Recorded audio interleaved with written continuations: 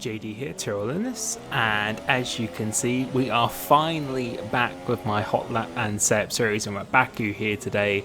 And I've actually done this in Grand Prix mode because, to be honest, in time trial, the amount of corner cutting you can do around here, or the amount of time you can gain, is a little bit silly. And I thought this would be a lot more useful as well because when you're using us online, you've got the tyre wear and everything as well. So, as always, pretty easy to start a lap in this because you always go max out in 8th gear, make sure you're in the DRS, and go into this first corner, braking about 120 metres out, so between the two boards, so slightly before, probably about a car length before the curb starts on the right. For this next corner again, you want to be braking after the black board, and as soon as it goes out of sight, that's when we'll be braking. Take a really good exit up here, really important, going up into turn 3 now, and a very difficult braking spot. So it's about, again, 120 metres, so between the 100 metre and 150 metre board. Attack this apex. For this, look on the top right, as the red sign goes out of view, that's your turning in point. Make sure you kiss these apexes, either miss them completely or just kiss them, do not go fully over them. Stay as far left as possible as the curb ends, actually turning in point. Definitely attack that curb because it definitely helps you go around the corner. Look for the black box on the right. As you go past that, a car length past that, that's your turning point. Stay nice and tight for this. Black box again. As you do that, really attack this as much as possible, as far right as possible. As the lock finishes, that's where we want to be turning in. And for this next corner, again, a very difficult braking spot, and a corner you can definitely corner cut quite a bit. But for this, look for the curb on the right. As that finishes, that's where you want to brake. Avoid this curb completely, half on this one. And this 100 metre board, go down 4 gears, I do personally for this one, because it really helps with the wheel spin. As the car's straight, very important because it's going to carry all the speed down this main straight and completely flat out through this left and right. Just make your way to the line now. Stay as far right as possible here because it actually gives you a little bit of time going onto the start finishing line. DRS, make sure you hit that. Stay left to the track on the qualifying lap to minimise the distance. And we've done a 140.5, which is I think a very competitive time from doing this online, because the time trial time, the best in the world is like a 39.7, and you can gain about 3 to 5 tenths in TT, and along with some corner cuts you can definitely do around here.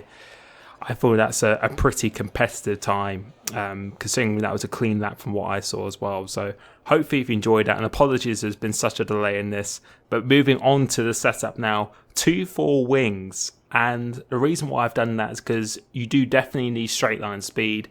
Moving the front wing down actually creates more effect on the straight line speed than the rear wing when you change it in this game, and it just gives you more stability, and that's compromised with the ballast I've used as well.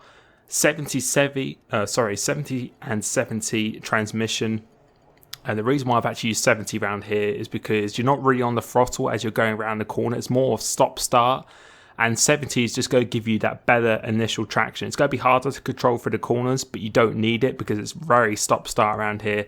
As for the suspension geometry, that's the same. That's really my go-to one.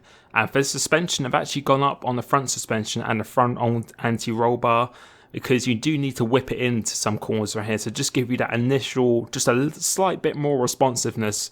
But the front wing being lower than the rear wing really complements that. So I'm working different elements of the setup here together, so it gives you good straight line speed, good traction, and a very stable car as well. As the brakes, I've gone up higher on the pressure because you want to be braking late around here. You can definitely make up some time on the brakes. And 55 as well. Again, you're not really braking or on the traction going throughout the corners itself, so you don't really need it. And the 7 ballast, which is usually quite high for a controller, but you definitely do need it. Because it definitely just helps the car really just bite into the corners a lot more. But it definitely my setup just really complements itself, just using the rear wing higher than the front wing, because it just creates the car to be a lot more stable, and that's the reason why I've done it. So that works really well for me. But we'll go look on time trial to see where roughly what would have got us, and you can see a 39.7 is the quickest time. Quite a lot of assist runners as well. But you can see, I'd say Matiz is probably the best person to look at for a real time, as he's done a 40.1 with no assists, and I imagine that's a clean lap as well. And in TT, you normally gain about 3 to 5 tenths, and with a corner cut you can definitely do in the last sector, that's probably another 3 tenths as well. So I'd say that time's really competitive. It felt really good. The car was very stable, so it just gives you really good traction really good straight line speed, and just a car that's easy to drive as well as being quite direct through the corners. So hopefully that has helped you and you've enjoyed this. Apologies for a delay, more setups here to come, and thank you so much for the support. See ya.